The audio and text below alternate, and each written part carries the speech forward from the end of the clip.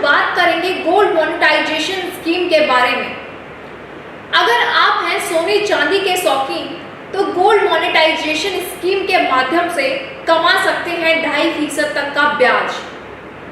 भारतीय मानसिकता ऐसी है कि हर किसी को सोने और चांदी से बहुत ज्यादा लगाव होता है और हर किसी के घर में कुछ ना कुछ सोना मिल ही जाएगा।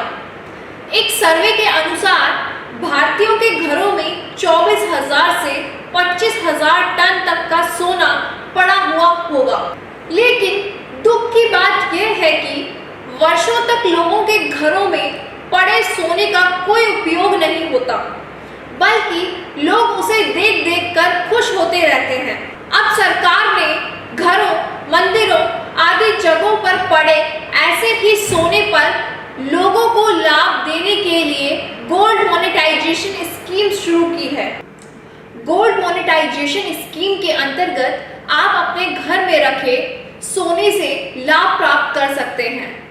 इसके अंतर्गत घर में रखा सोना आप अपने बैंक में जमा कर सकते हैं।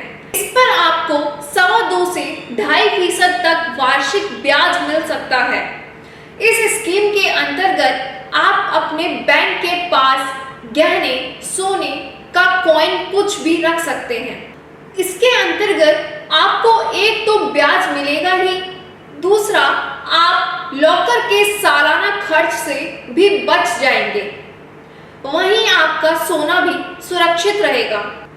भारत सरकार ने 2015 में इस योजना का शुभारंभ किया था, लेकिन भारतीय रिजर्व बैंक ने इसमें कई अहम बदलाव किए हैं।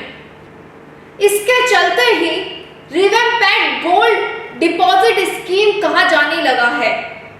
इसका मुख्य कार्य घरों और संस्थानों अथवा ट्रस्ट में रखे गए सोने को बाहर लाना और उनका बेहतर उपयोग करना है। आप 5 साल से 12 साल तक के लिए सोना जमा कर सकते हैं। इसके अलावा 1 से 3 साल की एक शॉर्ट टर्म बैंक डिपॉजिट योजना भी है, लेकिन इसमें ब्याज बहुत कम मिलता है। वर्तमान में मीडियम टर्म डिपॉजिट पर वार्षिक 2.25% और लॉन्ग टर्म डिपॉजिट पर वार्षिक 2.5% का ब्याज दिया जाता है। वहीं 3 वर्ष तक की शॉर्ट टर्म स्कीम में ब्याज 0.6 से 0.75% प्राप्त होता है। वहीं मीडियम टर्म स्कीम के लिए 3 वर्ष और लॉन्ग टर्म स्कीम के लिए 5 वर्ष तक का लॉक इन पीरियड होता है, यानी आप इसके पहले इसे नहीं निकाल सकते। केंद्र सरकार द्वारा निर्धारित कलेक्शन और प्योरिटी टेस्टिंग सेंटर में सोने की शुद्धता की जांच की जाएगी। बैंक ऐसे सेक्टरों का खुद चुनाव करते हैं। इतना ही नहीं, ज्वेलर्स और रिफाइनरी जीएमएस मोबिलाइजेशन, कलेक्शन और टेस्टिंग एजेंट के तौर पर कार्य करते हैं। सरकार चाहती है कि घरों व मंदिरों में पड़ा सोना बाहर निकले और बैंकों के पास पहुंचे।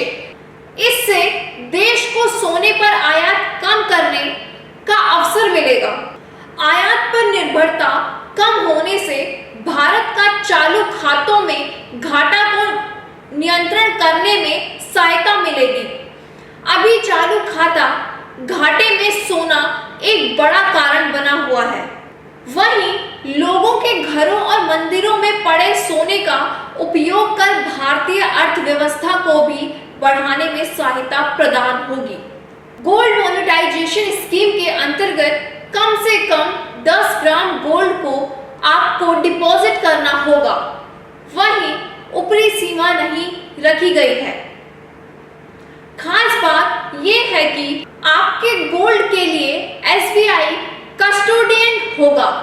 वहीं रिजर्व बैंक ने हाल ही में कहा है कि गोल्ड मोनेटाइजेशन स्कीम में किए गए बदलाव के अंतर्गत अब मीडियम टर्म गोल्ड डिपॉजिट और long term gold deposit certificate digital माध्यम से दिए जाएंगे। आप इस योजना का लाभ सभी शेड्यूल्ड कमर्शियल बैंक में ले सकते हैं। बैंक में ग्राहक का एक गोल्ड डिपॉजिट अकाउंट खोला जाएगा। वहीं इस स्कीम के तहत मिलने वाले ब्याज पर किसी भी प्रकार का कोई टैक्स नहीं लगेगा। यही नहीं, आपके गोल्ड की वैल्यू बढ़ने पर मैच्योरिटी पर किसी भी प्रकार का कोई कैपिटल गेन टैक्स भी नहीं लिया जाएगा।